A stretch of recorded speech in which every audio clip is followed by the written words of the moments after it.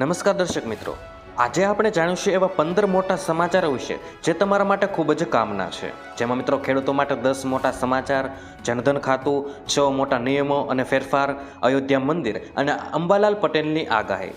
મિત્રો, દરેક સમાચાર જણાવું એ પહેલાં ગુજરાતના જે પણ મિત્રો આપણી આ યુટ્યુબ ચેનલમાં નવા છે તેને વિનંતી કરીશ કે આપણી આ ચેનલને સબસ્ક્રાઈબ કરી લે, જેથી કરીને દિવસભરના કામના અને લોકોપયોગી સમાચાર તમને આપણી આ ચેનલના માધ્યમથી સૌથી પહેલાં મળી રહે. તો મિત્રો, વાત કરીએ આજના પ્રથમ સમાચારને લઈને.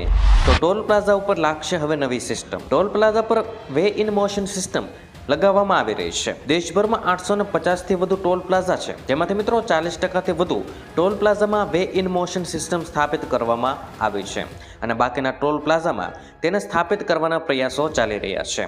આ સિસ્ટમ ટ્રકનો એક્સેલ લોડ, ટ્રકનું વજન, નંબર, સ્પીડ અને કેટેગરી એટલે કે મિત્રો ટ્રકમાં કેટલા એક્સેલ છે વગેરેની મિત્રો વિગતો લેશે. તેના આધારે ટોલ ટેક્સ કાપવામાં આવશે. ત્યારબાદ મિત્રો મહત્વપૂર્ણ સમાચાર વિશે આગળ વાત કરીએ તો આજના સૌથી મોટા ખેડૂત સમાચાર. મિત્રો, 27થી 30 જાન્યુઆરી દરમિયાન કચ્છ, સૌરાષ્ટ્ર અને ઉત્તર ગુજરાતમાં માવઠું થઈ શકે તેવી અંબાલાલ પટેલે આગાહી કરી છે. જ્યારે મિત્રો ઉત્તરાયણ બાદ ડુંગળીના નવા માલની આવક વધતા ભાવમાં નરમાઈનો માહોલ જોવા મળી રહ્યો છે. નિકાસના વેપારો ન ખુલે ત્યાં સુધી બજારો વધવી મુશ્કેલ છે. મિત્રો, મહુવામાં સફેદ ડુંગળીનો ભાવ 301, જ્યારે મિત્રો લાલ ડુંગળીનો ભાવ 288 રૂપિયા નોંધાયા હતા. જ્યારે મિત્રો રાજકોટમાં 365 રૂપિયા ડુંગળીનો ભાવ બોલાયો છે. એ જ ક્રમમાં મિત્રો આગળ વાત કરીએ તો જીરુની બજારોમાં વાયદો સુધરતા ભાવમાં મને 100થી 150 રૂપિયાનો વધારો થયો છે.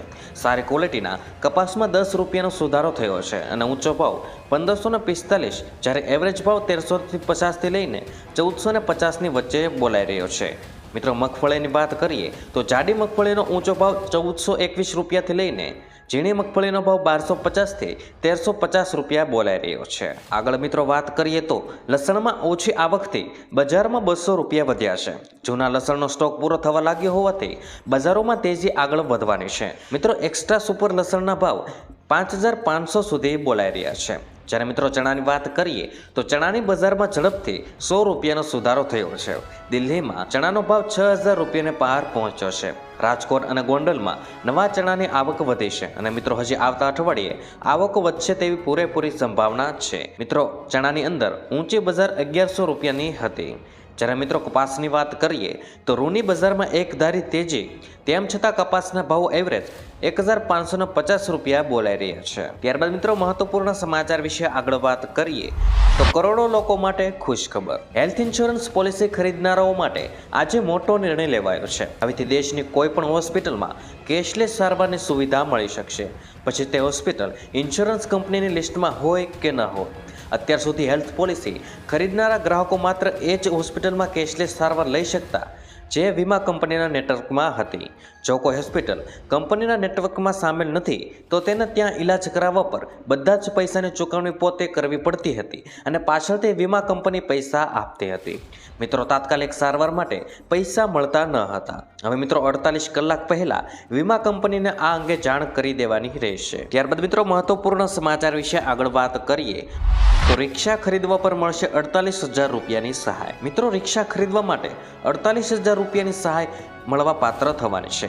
ઇલેક્ટ્રિક વાહન સહાય યોજના, જેમાં પેટ્રોલ અને પર્યાવરણના પ્રદૂષણ ન થાય અને તેનો બચાવ થાય તે માટે રાજ્ય સરકાર દ્વારા બેટરી સંચાલિત ઇલેક્ટ્રિક વાહનની ખરીદી માટે સબસિડી આપવામાં આવે છે. મિત્રો, ગુજરાત સરકાર દ્વારા GEDA લિથિયમ આયન અને બેટરી સંચાલિત માટે 3 ચક્રી વાહન માટે 48,000 રૂપિયા આપવામાં આવી રહ્યા છે. રિક્ષા ચાલક મહિલા, સાહસિક યુવા વર્ગ માટે સ્ટાર્ટઅપ, અનુસૂચિત જાતિ, અનુસૂચિત જનજાતિ અને બિન અનામત આર્થિક પછાત વર્ગના લોકોને પ્રાથમિકતા આપવામાં આવશે. ત્યારબાદ મિત્રો મહત્વપૂર્ણ સમાચાર વિશે આગળ વાત કરીએ તો ખેડૂતોને મળશે 75,000 રૂપિયાની સહાય. કિસાન પરિવહન યોજના અંતર્ગત મિત્રો 2024માં ખાસ ખેડૂતો માટે માલવાહક વાહનો ખરીદી પર નવી સહાય બહાર પાડવામાં આવી છે. જે અંતર્ગત માલવાહક વાહનની ખરીદી પર ખેડૂતોને 75,000 રૂપિયાની સુધીની સહાય મળવા પાત્ર થશે.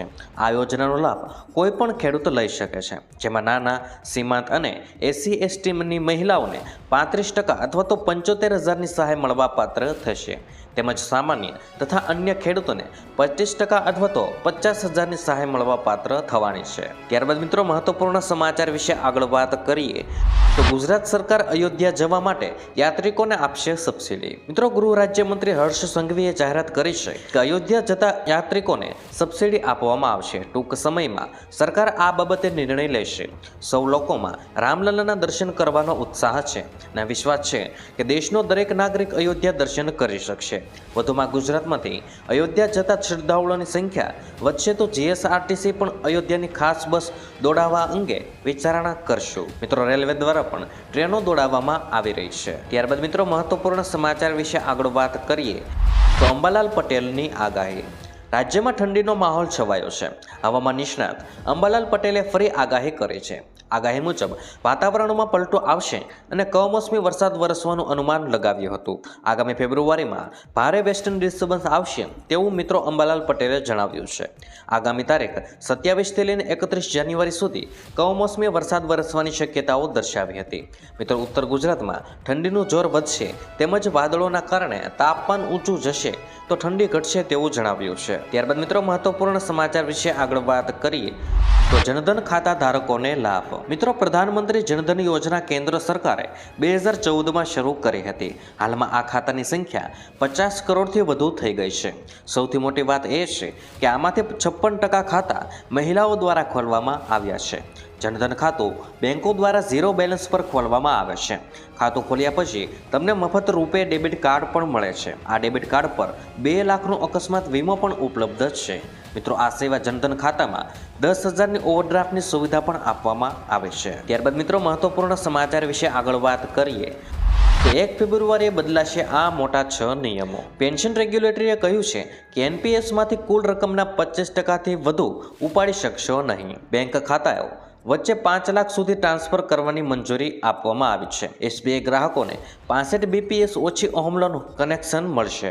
પંજાબ એન્ડ સિંધ બેંકની એફડી ધનલક્ષ્મી 444 દિવસોની છેલ્લી તારીખ 31 જાન્યુઆરી છે।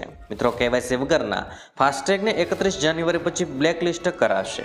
જ્યારે મિત્રો, આરબીઆઈની 2023 અને 24ની શ્રેણીમાં સોવરેન ગોલ્ડ બોન્ડ્સનો અંતિમ તબક્કો જારી કરશે। તો મિત્રો, આજના દરેક સમાચાર અહીં કામના પૂર્ણ થાય છે।